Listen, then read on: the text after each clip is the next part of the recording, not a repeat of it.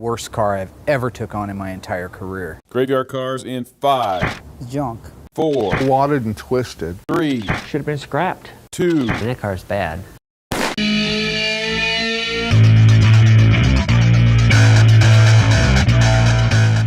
On February 24th, 1971, this 440 six-pack Cuda was born. On July 5th, 1980, it was raced, wrecked, and left for dead. Now, 30 years after its demise, Mark Warman and the GYC Ghouls plot to reanimate this long-deceased, lost and forgotten American legend. Ride along as Mark and crew turn back the clock to 1971 and attempt their greatest undertaking yet on this season of Graveyard Cars.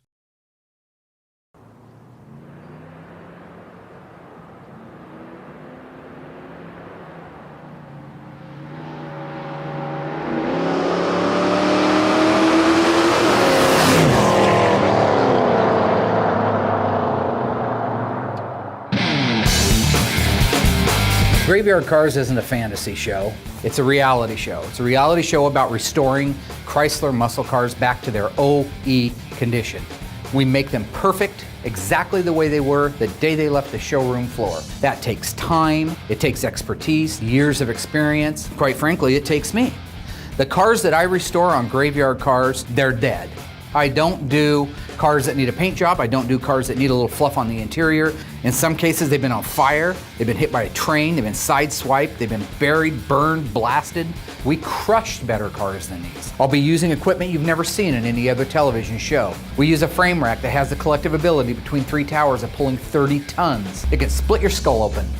Reality television is no longer real. You are not going to completely restore an automobile in 7 days regardless of the size of the crew. It's not going to look the way you want it to in a week from that. Every piece of material that you put on that car takes time to cure. If it was 1,000 degrees, maybe you're working on the sun, but here on Earth, it actually takes a lot longer than that for stuff to cure. I don't have a magic wand I can wave over it. I have these 2 meat hooks, which I've been told are like Vienna sausages at the end of my hands.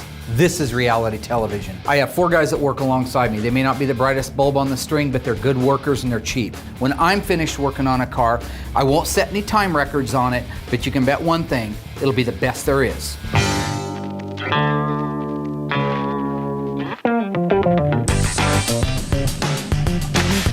So welcome to the Mopar Mausoleum. Most of these cars are parts cars. There are a few of them that are getting restored, like this Charger.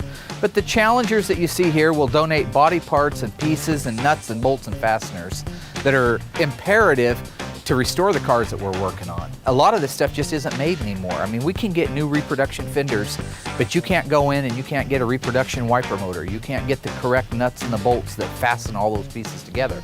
We'll come out here like Frankenstein did for his monster and grab body parts and pieces, clean them up, recondition them, and put them on the cars that we're working on inside. Currently, we're working on several cars for my best client up in Canada, Larry. We're working on 3 cars that he has inside the shop, and about 3 more out here that are ready to go through, plus 2 more up in Alberta. And we're, of course, finishing the world-famous 71 Cuda 446 pack, 4-speed, 354 Dana, one of 108 ever made. Well, hello there. I suppose some of you are wondering what an OE restoration is. So I commissioned my Graveyard Ghouls to prepare this short, educational film. Please, enjoy.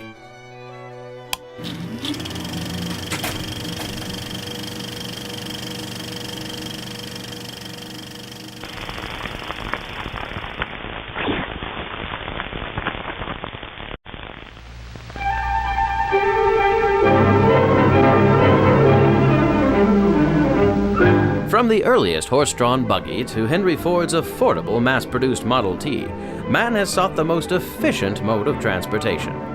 At first a mere means of conveyance, it didn't take long for the automobile to become available to everyone, and the age of customizing was born. From chop to dropped, space to race, and from mild to wild, the automobile has taken many forms. By the late 1930s, the need for speed was quickly transforming the automobile. In the 1950s, the term hot rod was officially coined, and with the drive-in generation nurturing this trend, hot rods became as popular as reading glasses for chihuahuas. Well, Let's just say they were very popular. By the mid-1960s, street racing had become so popular that even the car manufacturers got involved. This was the dawn of the muscle car era.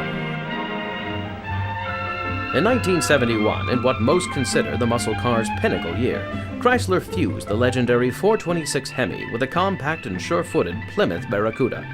Now, nearly 40 years later, the 1971 Cuda is on record as the most valuable muscle car to date. By 1972, in response to an unexplainable increase in teen accidents, rising fuel costs, and unaffordable insurance, Detroit heeded the signs of the times and laid to rest the muscle car forever. Recently, automobile enthusiasts have raised the bar once again with the introduction of original equipment, or OE restoration. They believe duplicating a car to original factory specifications stands as a symbol to our automotive heritage and the technology of yesteryear. Date-coded parts are documented, rivets and welds placed exactly. Even assembly line markings and paint daubs are recreated, all for a car to look as though it just rolled off the assembly line. The manufacturer had a protocol that each car met prior to being shipped. This is the exact condition an OE car must achieve.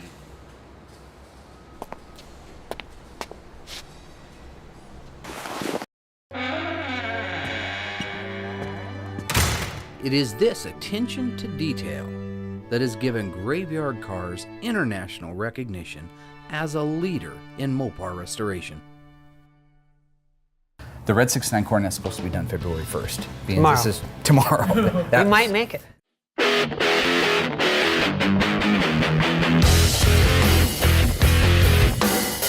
Coronet was the first Dodge to receive the optional Road and Track, or RT, performance package.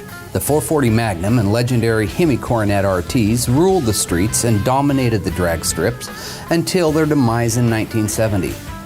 Today, they stand as a monumental reminder to the phrase, win on Sunday, sell on Monday. Today's prices on the famous Coronet RT run the gamut, with some models recently changing hands for as much as 7 figures. I bought the 69 Coronet RT out of Cottage Grove. When the car was up in Alaska, it got in an accident where it hit a moose and it ripped the left front apron pretty high on it, so we ended up having to replace the left front inner structure on the front end of the car. I had a 68 Coronet RT donor that I used the front inner structure off of for that car, but we retained the original VIN numbers in the upper tie bar. Fernando did a lot of body work on it. I not expected to do too much work, and it was a nightmare. Well, this car should have took about 6 months to a year to do, but what happened was after we bought it, my guy in Canada, Larry, my friend now, started getting interest in other cars, and every time we'd start working on the Coronet, he'd buy another car and put ahead of it. We had other cars. We had a Challenger we had to get done. We had a Charger we had to get done.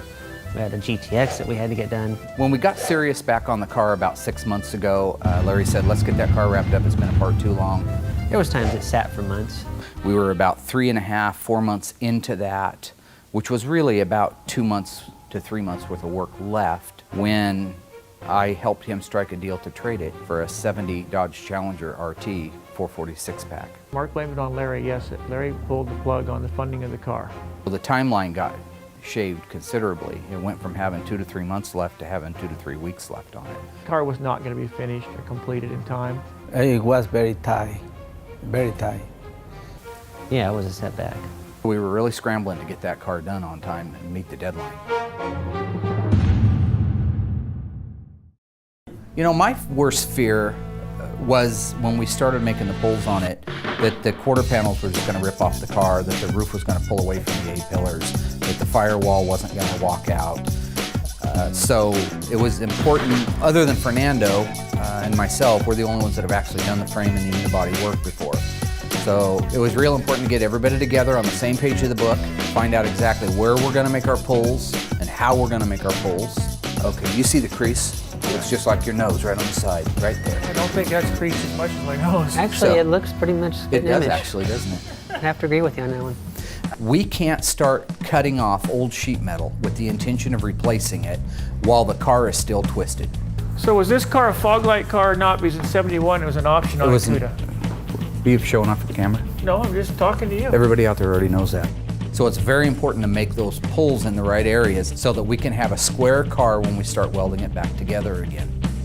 Now, does iCar recommend that type of stuff? I don't care what iCar recommends. No, but really, truthfully, here's the good question. Well, I don't think there's any rails? data I'd have on to it. agree with Mark. I don't really. They put sleeves in there. They just tell you specifically how to do it. Like in that case, I'm pretty sure that's how they would do it, like Joe said. He rides on Mark's coattails. You know, whatever Mark says is good, and he will suck up to Mark and say the same thing that Mark just said, so Mark loves it. And Joe doesn't argue with him. Joe is a good restoration technician on his way to being a great restoration technician. If I told Joe to do something, Joe would do it. But he might come up to me and say, hey, listen, you know, yeah, it's definitely looking in the book and it's not right. Definitely use the 2998 956 radiator. He kind of talks like Rain Man, but. Whatever Mark says and goes, Joe goes along with. F is 440. G, Missed are you a C. talking while I'm talking? Why? You missed a C. I just said C. I said D. Why would I? You did say D twice. I was trying to back you up, but you missed C. And I'm just sitting back there. Well, he is a suck up. Of all the people in the shop that tend to argue with me the most, it's hands down Darren. He is without a doubt, and this isn't just me saying it, the single most annoying man that God ever created in the history of humanity. And I know that sounds like an incredibly large overstatement, but it's not. I don't wholeheartedly agree with him on trying to save a lot of these panels. When you're going to splice onto me, what difference does it make if you got 7/8 of the quarter or 100% of the quarter on there to me?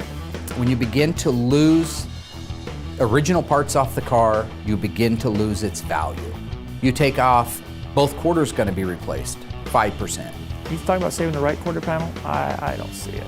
I don't care if I have to pay Fernando 60 hours to fix a chunk of metal on the quarter panel that big. It's worth it in the end value of the car versus replacing it with a brand new panel. I'd rather have with a good piece in there than take another piece and try to straighten it and put it back on the car myself.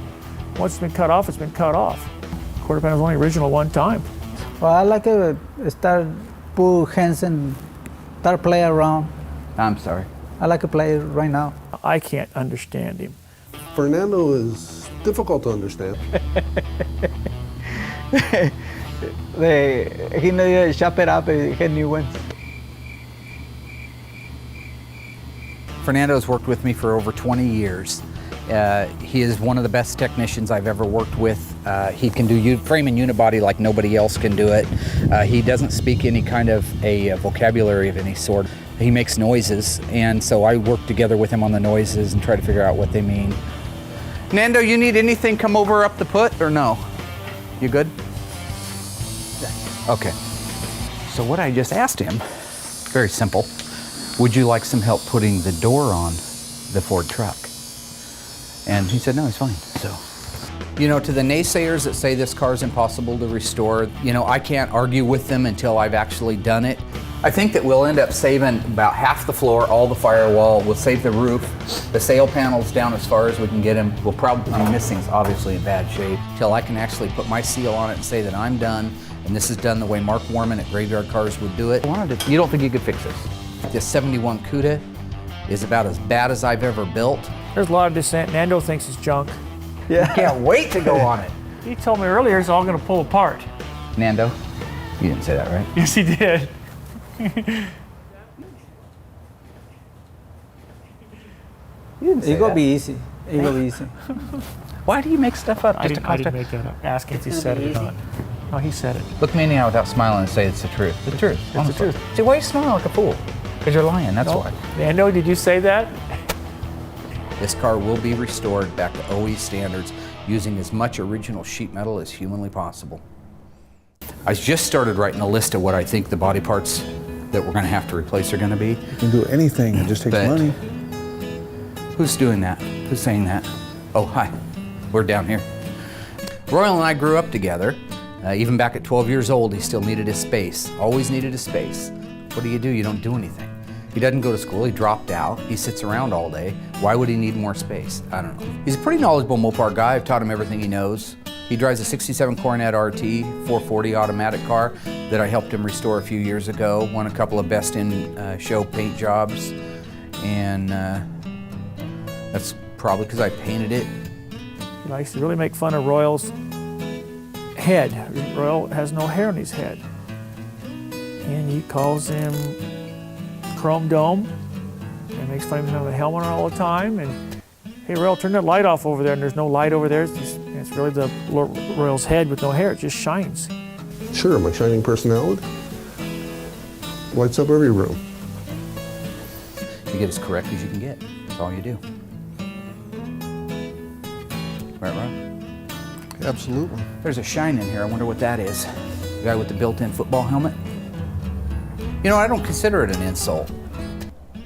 I consider it helping people recognize shortcomings that they have that maybe somebody else is too politically correct to point out to them, like Royal being bald.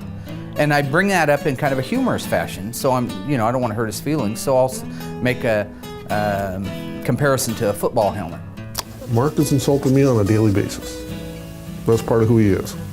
If a person looks like an animal or is follically challenged, I don't know, is it bad to point that out to him? Hey, everybody look at the dolphin. I brought up a picture of Flipper today coming up out of the water with his mouth open like that because I told you he looked like a dolphin. Absolutely. You put a picture of Flipper here. You put a picture of Darren here and you ask yourself, have you ever seen those two identities at the same place at the same time? The answer's no. You know, it was funny at the time, and I think Darren got a kick out of it. Later he says, why do you call me a dolphin? So I brought up a picture, you know, of Flipper, and it seems to me that there's a strong likeness between Flipper and Darren. I've discussed that with my wife and other people. They just don't see the resemblance. I don't see the resemblance. I look at him and I don't see Flipper, but No, I don't see the resemblance. I see Mark is more like Flipper to me. Because Mark's got a bigger nose. You can almost rest a cup of coffee on there if he's sitting down. It kind of goes out there and down. Yeah, I make Flipper sounds. Darren. No, I cannot communicate with dolphins or the dead or anything, no. And the more surgeries Darren has, the more he looks like a dolphin. He's had 100 surgeries. Has he ever thought about maybe, you know, de-dolphining? I mean, pretty soon we're going to be throwing him in a pool and charging admission. I don't float well. It has to do with bone density, and I really don't like water that well. From the time Larry pulled the trigger on the car deal, I had 2 weeks to get the car done. In reality, there was about 6 weeks worth of work left on it. So here we have this car completely painted by our painter, but apart. We're flying along thinking everything's great. And it isn't until we started bolting the car together that we noticed none of the panels matched each other.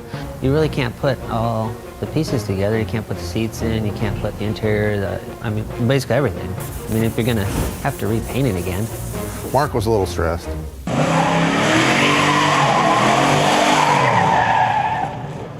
I knew that was going to set us back anywhere from 3 days to a week. When the car's going in 2 weeks and every day is planned out, 3 days is a long time. So we were certainly under the gun, probably more so on that car than I've been on any other car. I had doubts whether we'd make it for the Coronet. Yeah, I mean, I really did.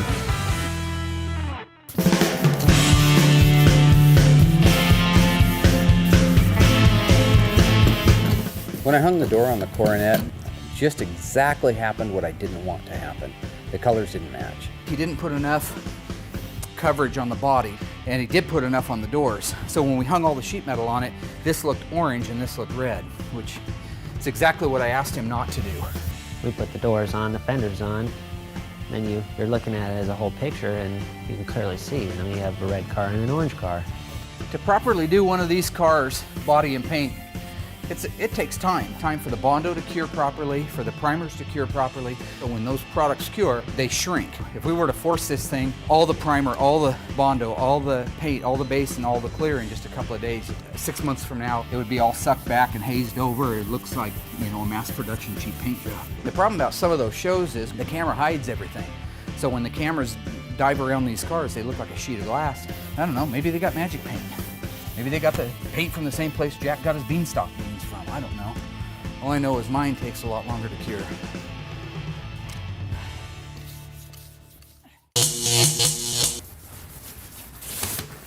Has this been, looks like this has been painted before?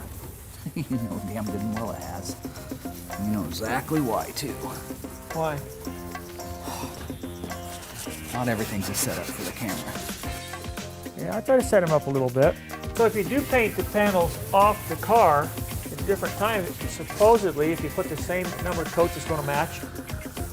As long as it's covered, whatever that decision is. So what I do is I take the paint and I get a spray out card, which is black and white checkerboard, hold it up to the sun and see how many coats of paint it actually takes to cover it. That's the real answer. If it's 10 coats, it's 10 coats. It's not magic paint. It doesn't have a brain of its own and say, oh, we should match, because Mark didn't want it that way. It would have been a lot faster if the paint had matched. Yeah, I mean, it sets you back quite a bit because you have to re-prep everything. It's a pretty color when it's all done. Just a beautiful color. If somebody orders it from the factory, like say they go into Dodge and they order the car, say I want a Coronet, but I want it all red. Would that still be a factory car and not custom? Custom is something that's done after the manufacturer's completely done with it. Yeah. So yeah. But if you order it from the factory, custom. You could walk into the factory in 1970 and say, I want a pink Cuda 440 4-speed with white interior and a white stripe on it.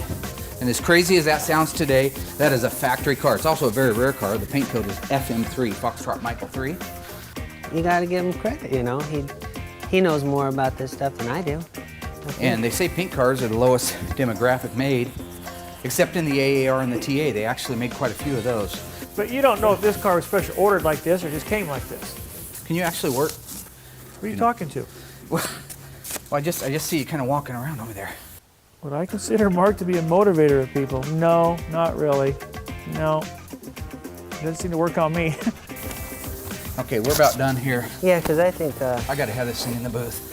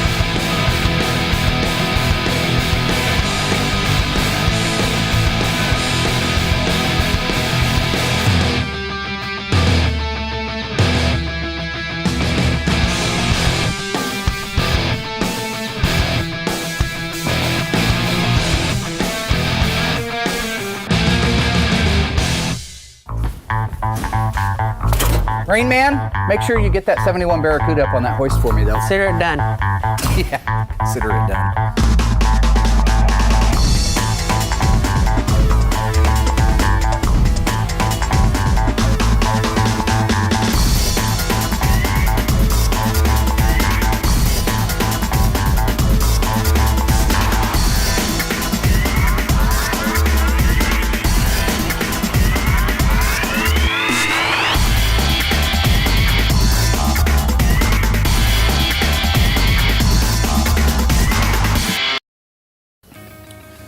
So what we're getting ready to do is set up the Genesis measuring system. It's an electronic measuring system. It uses these little scanner bars. What I'm going to do is we're going to measure this car, which is a 71 Barracuda 318, so we can take the measurements from this car that we know are right, or factory, and use them on our other car over there at the 71 six-pack car. Okay, buddy. So what we're going to do now is lower the car down so that the scanner can actually read these targets. We don't have targets long enough to hang that low. And what it's going to do while it's up, I'll show you, is it's going to take this light beam, and with the computer, it's going to measure the amount of time it takes to get from the middle of this to here, then from there over to there. The longer it takes, the further they are away from each other. So in essence, it's going to build this square that we call a torque box. A torque box is an imaginary set of points on a car that we establish to be a beginning point for pulling. So a torque box oftentimes is 4 points that make up a square that the measuring system can recognize as good, established, solid starting points. Because if a car is all wadded up like this, it's hard to hang targets somewhere, and if you did hang them, the numbers that it would send back to the computer would be erroneous. So you have to get the car square and flat in a good torque box before you start making the pulls and before you start measuring out the rest of the unibody on it. Most guys who have ever restored a car will tell you half the fun is the hunt.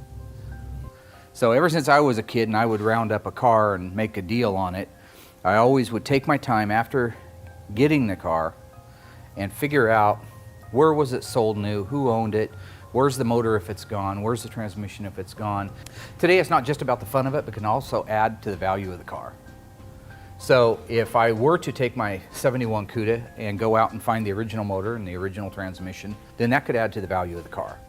Normally I have a nice little notebook that I work with, but because of the show, because my eyes aren't what they were a mere 20 years ago, I kind of built this board, which I like to call the murder board. I can go back and reflect on what I know, what I'm still looking for, and I can do all that at a glance. I know from the original fender tag that the car was built on February 24th, 1971. It was built in Hamtramck, Michigan. The VIN tells you that. I also know that it was wrecked on July 5th, 1980, and that was the last time the car was ever on the road. When I talked with Jerry, the young guy back then that wrecked the car on July 5th, 1980, the way he described it was he had ran into some buddies of his in another town when he was over getting refreshments. And on the way back, they were driving a Ford F-150 pickup, an older one, pre-70s. And he was driving the Cuda, and they were playing leapfrog like we always did as kids, you know, hopping back and forth in front of each other. The truck was in front, the Cuda was behind as they came out of a corner. They come out of the corner, the Cuda went out around the Ford truck to get in front of it, got on the soft shoulder, overcompensated, spun around in front of the truck went past. As the truck went past, he remembers looking at the guy in the passenger seat of the truck with pretty big eyes as he went backwards into an embankment, crushing the left quarter, shot it across the street to the other embankment, and bounced it back into the middle of the road where it came to rest with no axle underneath it. Jerry told me that up until 2 years ago, the gouges in the blacktop were still there before the highway department repaved it. I spent a great deal of time making phone calls to different people involved in the ownership or knowledge of this car. And finally, after multiple phone calls to Jack, which netted me nothing, many phone calls to Jerry, which I did actually have a chance to physically talk to, I finally got hold of Craig Horesco, a great guy, heart of gold, and wanted to talk about the car. Is there any way for tomorrow at about like 10 in the morning, we'd have the room set up and ready to go? Might take 20 minutes. No, that's fine. I'll be there. Oh, that's wonderful. I'm sitting here with Craig Horesco, gonna go over some questions. Craig used to own the car. When did you first hear about the Cuda? I had a girlfriend at that time. She told me about this 71 Cuda here in Springfield. I went over and looked at it, and it was just beautiful shape. The only thing it was missing was the engine. So this is our orange 71 that we're doing. This is the orange 71. So the body was? Great.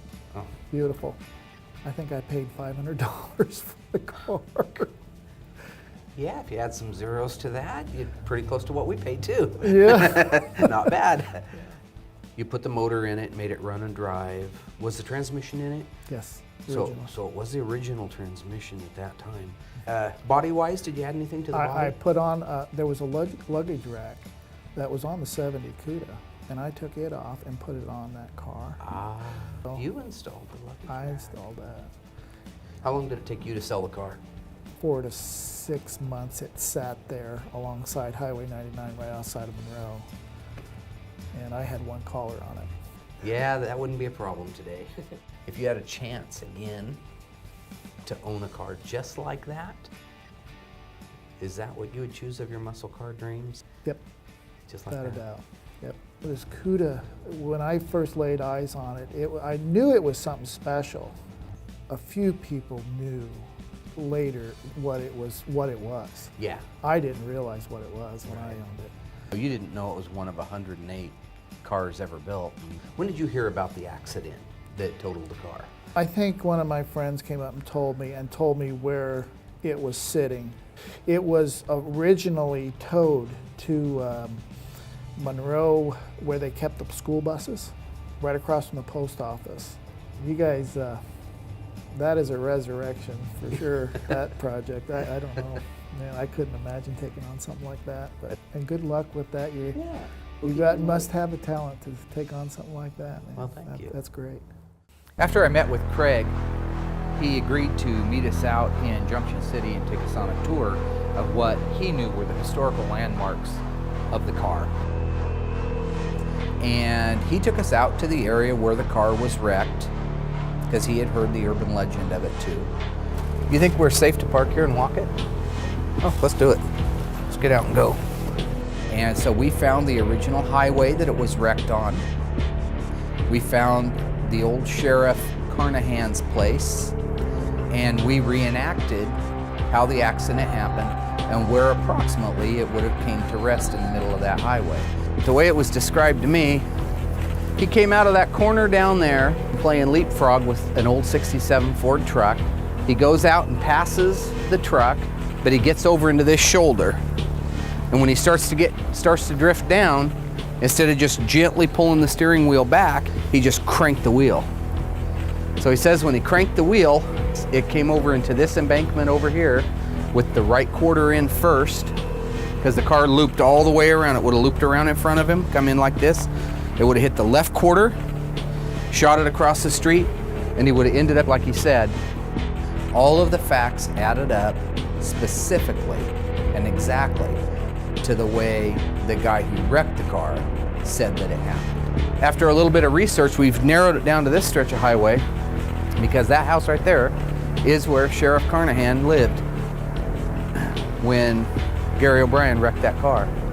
So if that was true, if he was within a 50 or 100 feet of his driveway, he's probably around here with that car setting. I mean, it's possible that I'm off a few feet, but I bet I'm not off much.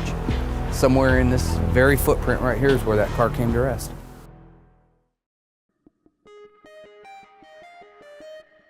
Part of restoring the car to me is knowing where it started. They say what is past is prologue. I believe that. Filling in those gaps is the most important part. Knowing where the car started life, knowing who all owned it. And I think anybody who's ever picked up an old antique at an antique store, one of the things that's fun is finding out where did it come from, who made it, where did it spend its life. So the find, the history, the research, that's the best for me. What I've simulated so far is a timeline of where the car started and where it was wrecked. I'm going to continue to add to the murder board as I go along. There's a lot more information I don't have. I hope that this is as enjoyable to watch as it is for me to fill out. I think by the time the car is restored in a year from now, this should be pretty much full of black ink and a lot of great memories.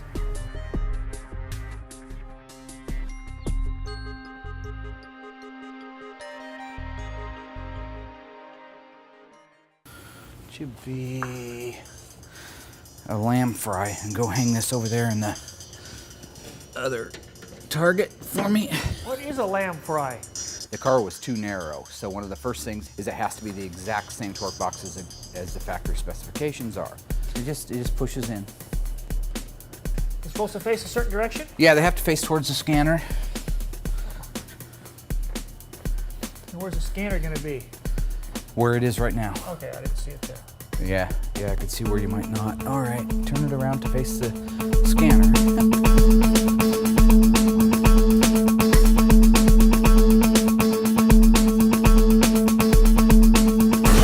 God, you're a miracle.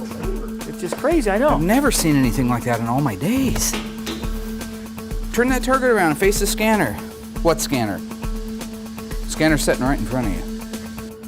I think we better start with our width right there, and the width on the back is off too. It's 439 times 2. But the problem is, until you have the width right, these numbers right here, because they're too close together, could be throwing everything else off. So really, you kind of almost have to have your height and your width established. So we're just going to have to get as close as we can, then remeasure it. Just like with a piece of paper, if you take a piece of paper and you try to push it together, it crinkles. And in this case, that Firewall did that right there. And that's what that front crinkle is in there. This crinkle right here is just like the paper did. It got shrunk together.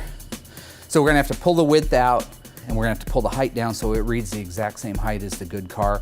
Then we can start dealing with going opposite directions, getting the back pulled out for length, getting the roof pushed, getting the front end over. So this is the first time this door's been open since July 5th, 1980. We're gonna see how much luck we have at it.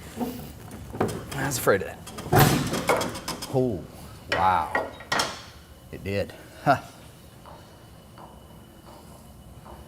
Actually, the door jamb.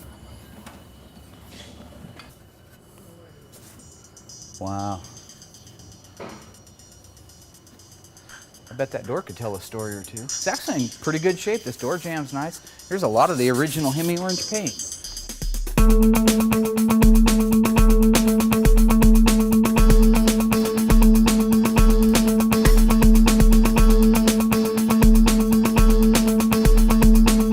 With this snatch block in place right here, we should be able to pull this rail both this way and down to a point where we'll have the right height for this pinch weld stand to go into. Okay.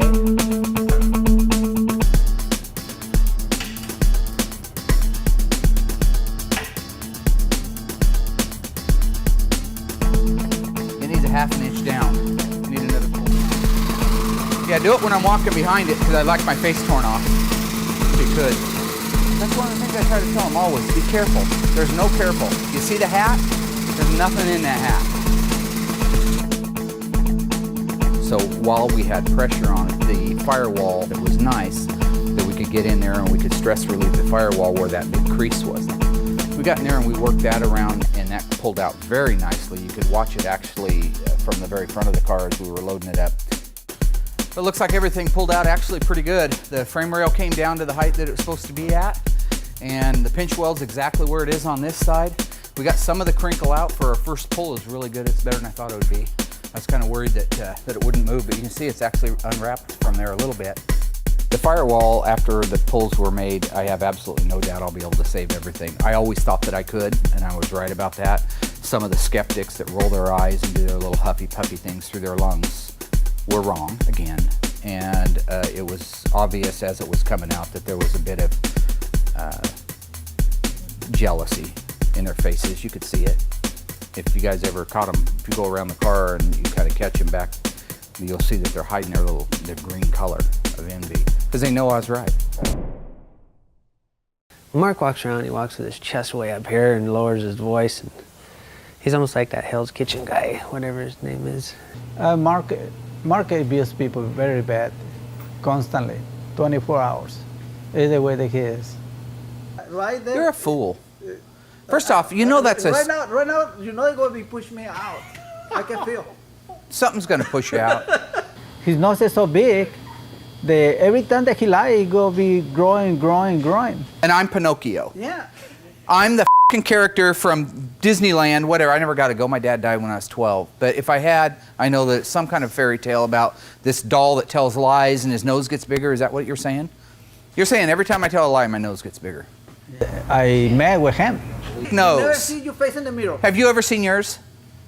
You look like you've been chasing parked cars. He says, you don't like it, grab your stuff. You mother. So I get close to a mirror and I can't see my own reflection? Yeah, he's the devil. That's the problem, buddy. The problem is the kakabuku? Yeah, put up with that bull. What are you laughing about, you f***ing dolphin? Good job, Nando. Nando held his ground. That's bull. He didn't. He held it good. Shut your face.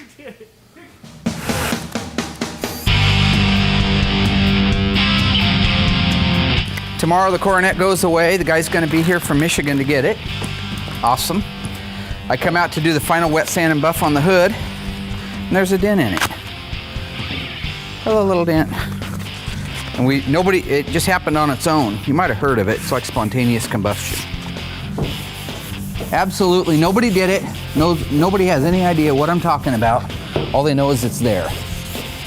I believe everyone had conceded the car was not going to get finished. Let's just get what we can do done to it and try not to ruin any more things like the night before. I've been stressed for a couple weeks a little bit trying to make sure this thing gets done. Joe came in on his day off on Sunday. and worked on it, which was awfully nice of him. I think if it weren't for old Joe this time, I wouldn't have made my deadline. Well, Joe's the one that restored the car and put the car all together. When I'd been working on it for months and months and didn't see any help, and then, now I'm not saying from Mark, but It was pushing very hard, and we did it like 2 hours, but I think we needed an extra day. I don't believe this car will be ready on time. The man, the gentleman, on that nose and sand it down. the gentleman could pull in the parking lot any minute, and haul it away. He's either got to stay overnight, a couple nights, or take it unfinished. Why don't you open up the doors necessary for us to be able to go over there and get that hood, set us up with the air ratchet, and are those 9/16 or half-inch bolts? On the 69 B-body. They have? I believe they're 9/16, but thanks for playing. It doesn't matter, does it? Thanks for playing. Should I or should I not question the knowledge of the Great One? Hey, Darren, grab that cardboard box and bring it over here. I need to clean the bottom of this hood. Which box are you talking about, Mark? There's a large flat cardboard box in there. You know that in that room right there. A large cardboard black box. You really see a large cardboard black box? One guy will hold it while the other one washes it. No, I don't see it. The camera people don't see it. He said it's in this room. Large cardboard black box in this room. I don't see it. Nobody sees it. Does that look black to you? Does it look flat? You know, from knowledge. It's like a girl on the range. Probably the kid started screaming. I don't know what language Nando speaks. It's not English, it's not Spanish, it's not Spanglish. I think he's got his own little language he speaks, his own little book. Most of the time, I just agree with whatever he's saying. It seems to work. Whatever, because he usually doesn't talk bad. So whatever he says, I agree with it, and it seems to work out okay. Take your time, Nando.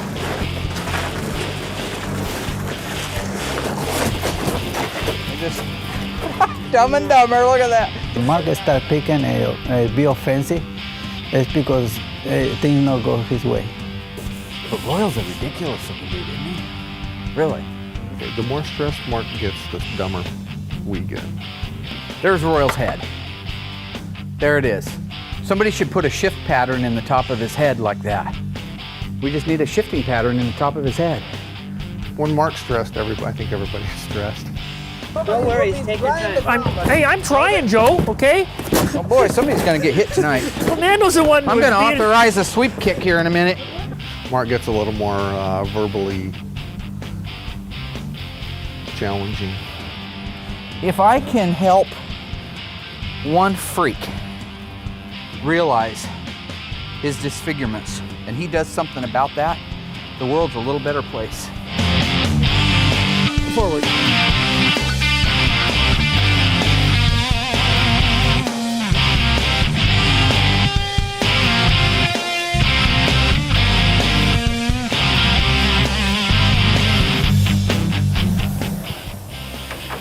Well, the kid was wrong. Not started? No. Yes, it is. No, it's not a 9/16. Oh, I was right. Yeah. You want to say that again? To the camera? Oh, God damn it. What do you want? There's always fine-tuning to do after you get it put together. And we don't really have much time for fine-tuning right now. I really didn't do much. I painted a few bolts, handed a few tools, did a few things, terrorized, tormented people like I normally do. I'll never do one again. I'll never do one of these. Absolute misery. All it's been is misery. All the way through.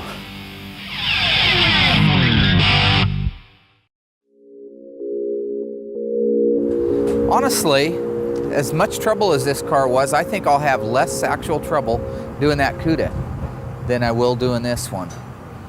Everything on this car is red. It's impossible to find the parts for it. If you look inside, it's got red seat belts, red trim panels, red armrests, red pads, red dash, red steering wheel. Everything on the car, garnish moldings, everything's red. Which is really pretty when it's done, but coming up with all that stuff is almost impossible.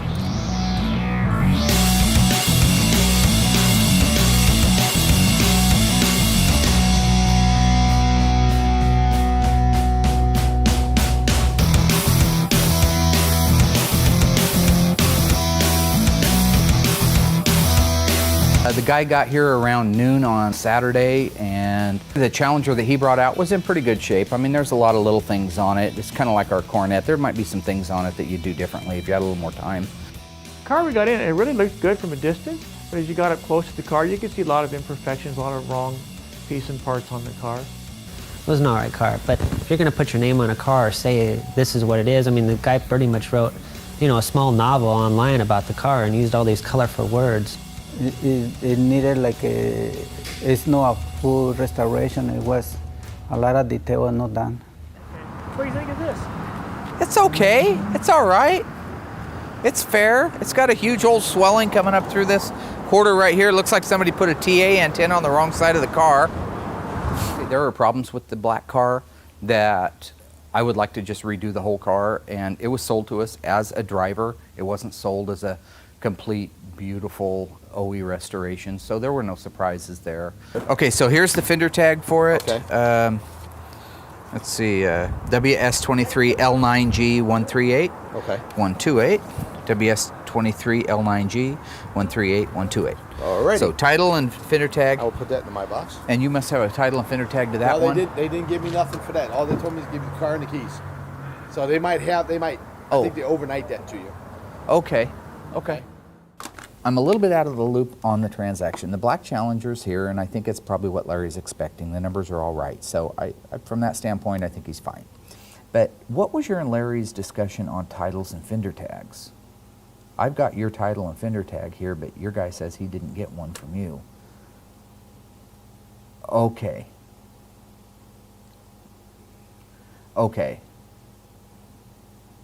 Then I better do the same thing back to you, huh? And you didn't send them?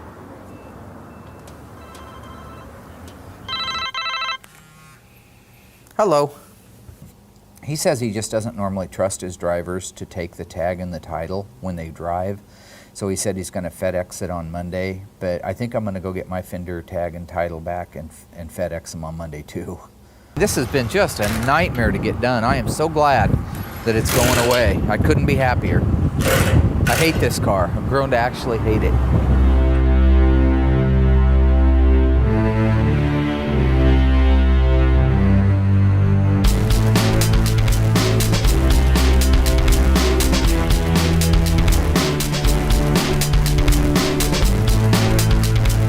This is what I do. Everybody's saying, oh, you're not going to make that car. You're not going to make that car done. It's not going to be done by D-Day. Oh, I'm sorry. 2 freckles past the hair says it's D-Day and it's done. So can somebody help me with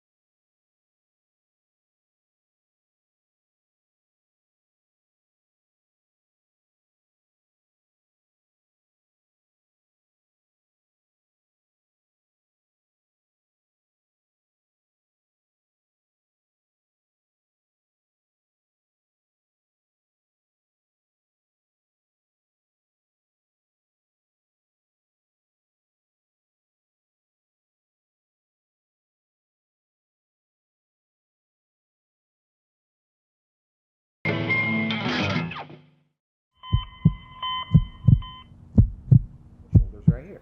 So the car goes along like this, and it hits, when he loses control, it hits this embankment right here. That's where the problem started to happen for him, but at 100 miles an hour, he can't do much about it. So he's going along, left quarter panel gets hit. That flips it around to the other side, gets hit. Then it ricochets him, according to his words, across the street over into the other embankment, which is what made the left-hand quarter go up. Right, well, okay, hi. The car's still here. So the left-hand front apron gets pummeled into it, ping-pongs it back over to the middle of the road where it comes to a complete rest. Okay, now what do we got to do? We got to duplicate those pulls. We got to grab it on the right. We do. Talking about. Okay, you're not going to pay attention. Let's just go start working on it. Let's do that. I don't understand. Simple thing. Yeah, but we're still going to go ahead and walk out the door. So we're done, right? Hello, let's roll. You got work, man. Okay, that's good. Now go to the right. I'm over here. Yeah, that's good. There we go. Darren, put your little feet together. Yeah, you're gonna go eat. That's nice. Neck brace and all, huh?